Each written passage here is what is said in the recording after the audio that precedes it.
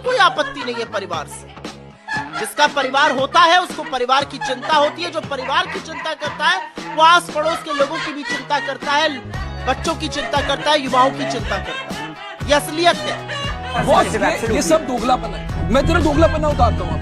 एक परिवारवाद की पार्टी से भ्रष्टाचार होता है, लोकतांत्रिक मूल्यों का हनन होता है और ये देश के लिए सही नहीं है।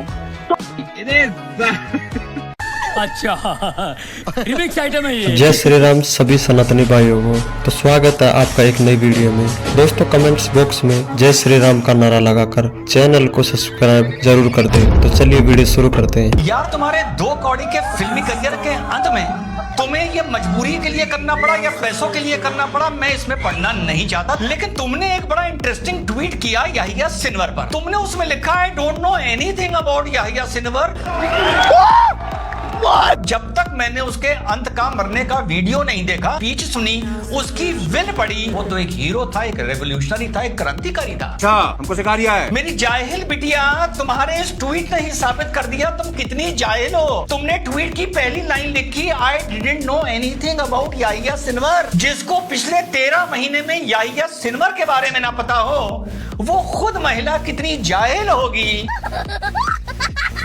अबे जब नहीं पता याहिया सिनवर कौन था तो 13 महीने बाद तुम्हें बकवास करने की जरूरत क्या थी यार।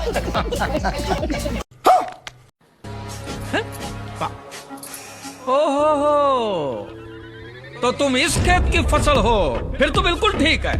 जब गोडाउन में ही गड़बड़ है तो शोरूम तो ऐसा ही निकलेगा ना। ठीक है, टकाटक हो जाएगा बिल्कुल। 35 तारीख तक फर्स्ट क्लास हो जाएगा। मालिन के गालों जैसे रोड बना देंगे उत्तम नगर के। नदीम खान, मैं तेरे को चैलेंज कर रही हूँ। लॉरेंस बिश्नोई की बहन, मैं उसको बहन बोलती हूँ उनको।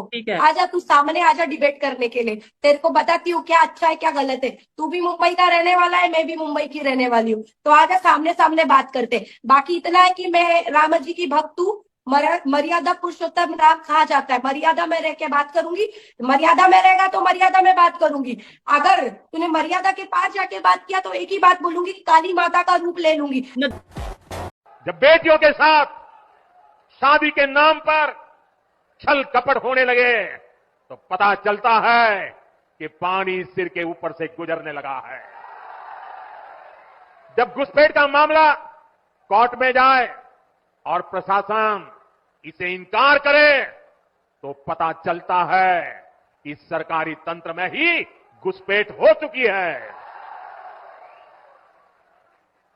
ये आपकी रोटी भी छीन रहे हैं, ये आपकी बेटी भी छीन रहे हैं और ये आपकी माटी को भी हड़प कर रहे हैं।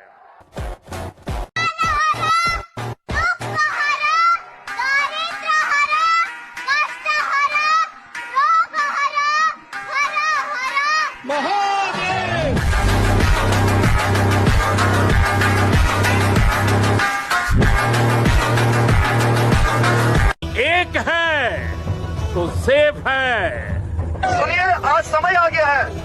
आज समय वो आ गया है जब आज हम लोगों को अपने बारे में नहीं, अपने आने वाली संतति के बारे में सोचना पड़ेगा। सबको एक होना पड़ेगा। हम किसी का विरोध नहीं करते हैं, लेकिन कोई हमारा विरोध करेगा तो एक माल हर एक माल हर एक माल। हम 10 रुपये, 20 रुपये, 30 रुपये, 40 रुपये हम फ्री लें।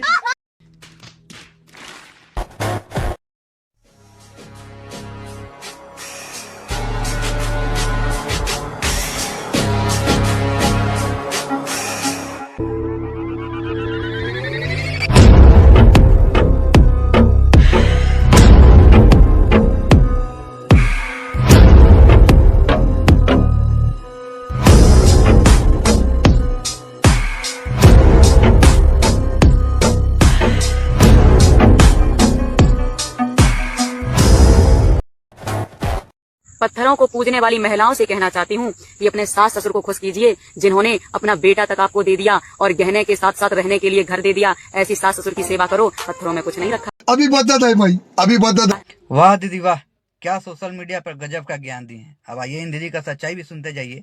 इनके अपने सास ससुर जो हैं दिल्ली वृद्धाश्रम में रहते हैं। और दीदी बात रही पत्थर पूजने की, तो जो औरतें पत्थर पूजती हैं उनमें संस्कार होता है, वो अपने सास ससुर में भी भगवान का रूप देखती हैं। तो खुद के पहले सास ससुर को वृद्धाश्रम से ला के उन्हें मान सम्मान दीजिए, बाकी सोशल मीडिया पर ज्ञान बाद में दीजिएगा। संत महात्मा को मौकरी कर देगी, मजाक उड़ा लेगी। अब कोई लाफ्टर शो में उसका नाम लेके दिखाए। मुनव्वर फारूकी 40 दिन से माफी मांग रहे हैं, घुस गलती से निकल गया, इंटेंशन एक्शन नहीं था। ये आप लोग ठीक नहीं कर रहे हैं। हमारा जमीन कब्जा कर लिए और उसी पे हमारे घर के बगल में कब्रिस्तान बना दिए। हम लोग कैसे रहेंगे? कम बोलो, वरना उसी कब्रिस्तान में दफन कर देंगे। जा रहे हैं मुख्यमंत्री हेमंत सोरेन जी के यहाँ शिकायत करेंगे। भाईजान, ये तो मुख्यमंत्री साहब के पास जा रहा है। तुमको क्या लग रहा है मुख्यमंत्री को नहीं पता है कि उसका स्टेट में क्या हो रहा है? अरे उसके मर्जी के बिना यहाँ कुछ नहीं हो सकता है। हे भगवान, हम लोग कहाँ जाएं? झारखंड में हिंदू होना गुनाह है क्या?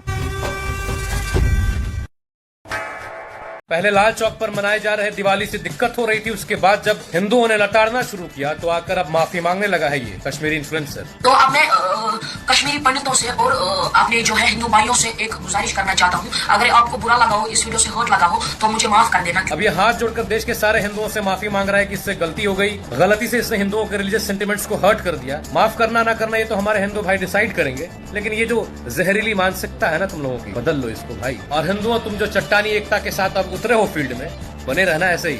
आसमान झुकता है झुकाने वालों के आगे। तिरुमाला तिरुपति देवस्थानम बोर्ड के नए अध्यक्ष BR नायडू ने गुरुवार को कहा कि तिरुपति मंदिर में काम करने वाले सभी लोग हिंदू होने चाहिए। पत्रकारों से बात करते हुए उन्होंने कहा कि वे आंध्र प्रदेश सरकार से बात करेंगे कि अन्य धर्मों के कर्मचारियों से कैसे निपटा जाए।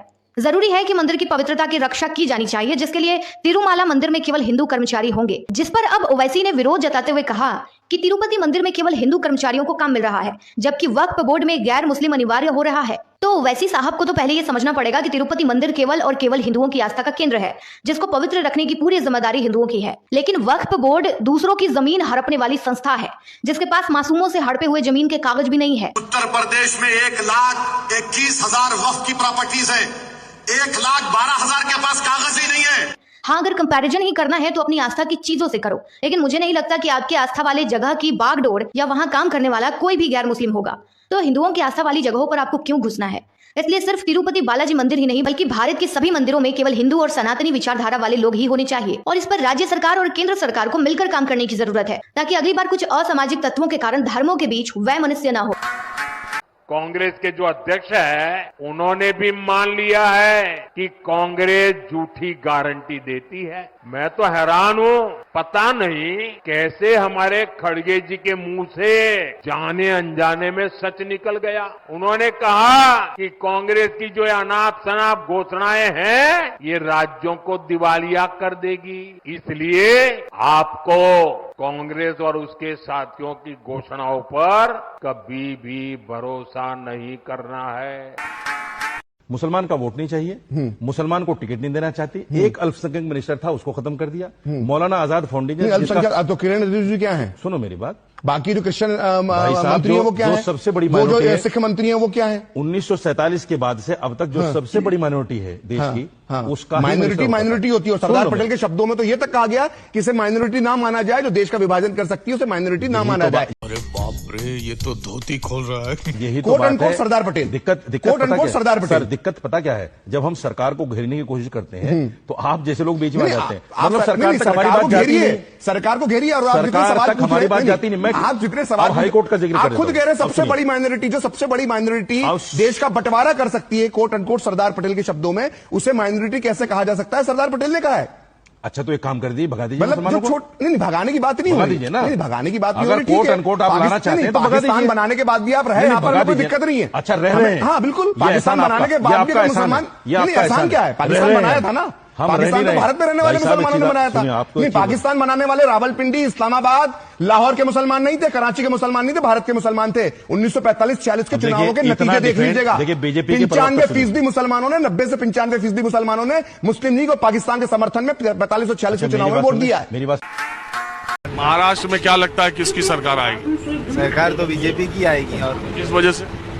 बहुमत के हिसाब से आ जाएगा बहुमत। मैं तो दूंगा कांग्रेस को, बाकी आएगी बीजेपी। दो कि कांग्रेस को आएगी बीजेपी, ये क्या गणित मत दिख रहा है उसका, तो मुझे वो बता रहा हूँ। सरकार आपने पूछा किसकी आएगी, तो मुझे मालूम है कि बीजेपी की आएगी। और आप दोगे कांग्रेस को, आपको ऐसा क्यों लगता है? मैं हमारा कांग्रेस का ही है, तो उस हिसाब से कांग्रेस आपको ऐसा क्यों लगता है कि बीजेपी की सरकार आएगी?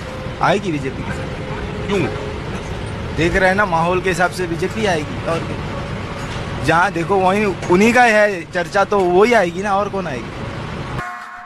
हाय, नदाओं ने तो चमचों को बदतमीज बना दिया है, इसलिए बेचारे सच को बर्दाश्त ही नहीं कर पाते। ठोक ठोक के ये हमें गालियां देते हैं, लेकिन जो इनकी गालियां वो हमारी चरणों में आके हमें नमस्कार करती है। ओहो चमचो, यू नो व्हाट, आप मेरी थोपड़े के बारे में मत बोलिए। Actually my face, you know, अपने थोपड़े को जरा ठीक से देखिएगा, और प्लीज हर एंगल से भी देखिएगा, बच नहीं ना पाए कोई एंगल, तो ना दो कोड़े के। खालिस्तान के नाम पर कनाडा में पल रहे भारत विरोधी उपद्रवियों ने कनाडा के एक हिंदू मंदिर पर हमला करके कई हिंदू दर्शनार्थियों को गंभीर रूप से घायल कर दिया। लेकिन भारत विरोधी ट्रूडो सरकार के इशारे पर कनाडा की पुलिस ने मंदिर पर हमला करने वाले खालिस्तानी उपद्रवियों पर एक्शन लेने की बजाय पीड़ित प्रताड़ित हिंदुओं को ही गिरफ्तार कर लिया।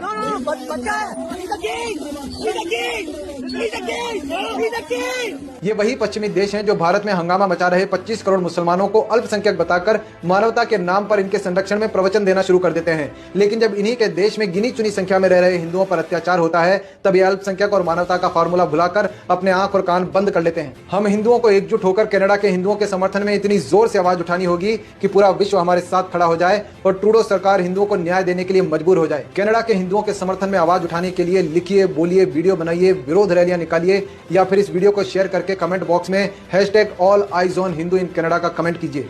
जय जय श्री राम। खिला रहा है? अच्छी नहीं लग रही? तुम मत खाओ, मैं खा लूंगा।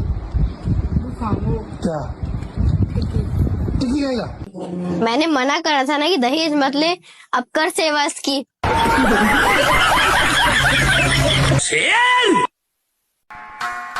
साथियों, देश की आजादी चरखे से मिली या नहीं मिली ये तो मुझे पता नहीं, हाँ, लेकिन देश की आबादी बुरके से जरूर बढ़ी है। क्या लगता है आपको? कमेंट में मुझे जरूर बताइए। जय जय श्री राम।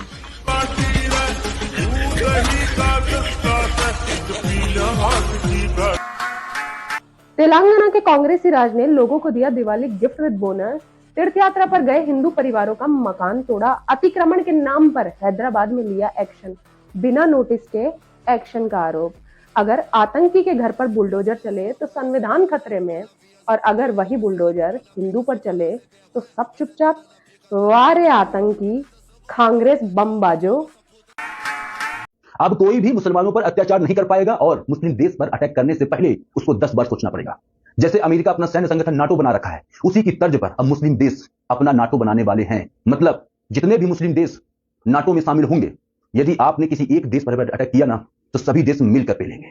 और ये ऐसा इसलिए कर रहे हैं क्योंकि इजराइल फिलिस्तीन में 57 मुस्लिम देशों का संगठन OIC फेल हो गया। इजराइल के सामने इनकी हिम्मत नहीं हुई कि फिलिस्तीन की मदद कर सकें। तो अब इनके अंदर एक जज्बा जगा है कि क्यों ना नाटो जैसा सैन्य संगठन बनाएं, और इसे बनाने में लगभग 2-4 साल लग ही जाएगा। तब तक में इजराइल फिलिस्तीन की युद्ध भी समाप्त हो जाएगा और हम भी बच जाएंगे। यदि सच में मुस्लिम देशों में एकता होती ना, तो आज फिलिस्तीन की मदद के लिए सब खड़े होते।